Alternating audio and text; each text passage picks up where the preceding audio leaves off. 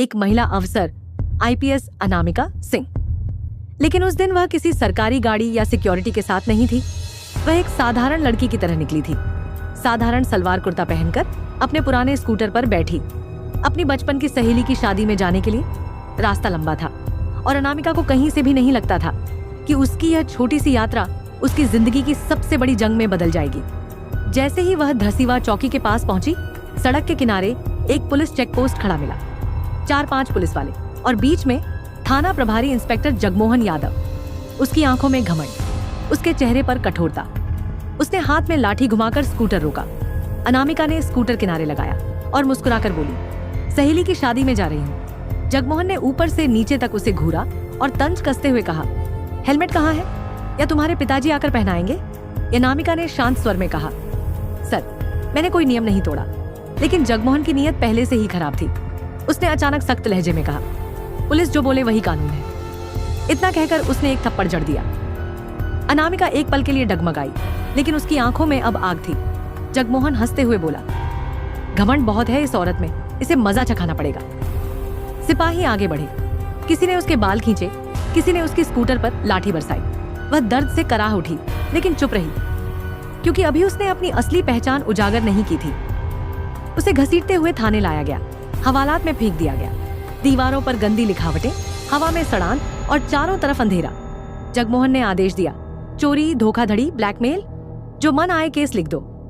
अनामिका मन ही मन सोच रही थी, अगर एक आईपीएस को ऐसे गिराया जा सकता है तो आम आदमी की हालत क्या होगी। उसी समय दरवाजा धड़ाम से खुला। अंदर आए सीनियर इंस्पेक्टर देवेंद्र राणा। उन्होंने सख्त आवाज में पूछा, इस औरत का जुर्म क्या है? जगमोहन झूठ गढ़ने लगा, चेकिंग में बदतमीजी कर रही थी।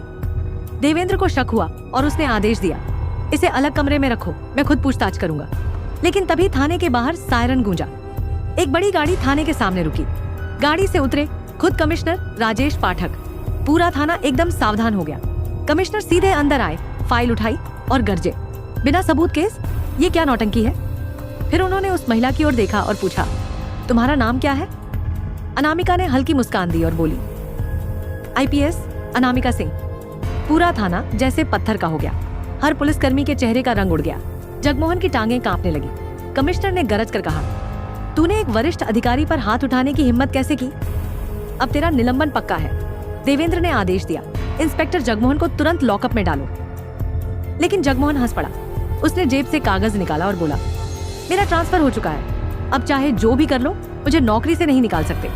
कमिश्नर ने रिकॉर्ड जांचने का आदेश दिया।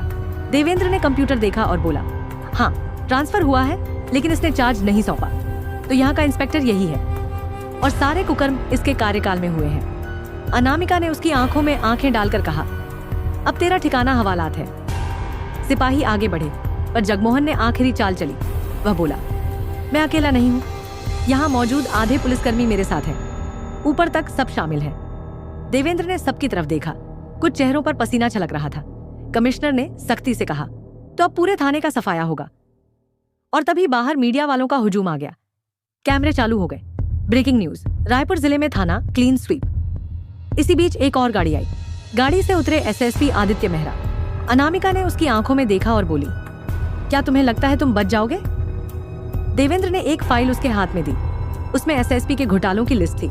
कमिश्नर गरजे, अरेस्ट करो इसे। इतने बड़े अफसर को पहली बार खुलेआम गिरफ्तार किया गया। 2 ही दिनों में पूरे जिले से दर्जनों अफसर और नेता जेल पहुंचे। रायपुर की हवा बदल गई। हर जुबान पर सिर्फ एक नाम गूंजने लगा, आईपीएस अनामिका सिंह। उसने साबित कर दिया कि ईमानदार दिल और सच्ची नीयत से पूरा सिस्टम हिलाया जा सकता है। तो दोस्तों, अगर आपको यह कहानी पसंद आई हो तो लाइक और सब्सक्राइब करना मत भूलना। आपका एक छोटा सा क्लिक हमें और भी ताकत देता है, ताकि हम ऐसी ही रोमांचक कहानियां लेकर आते रहें।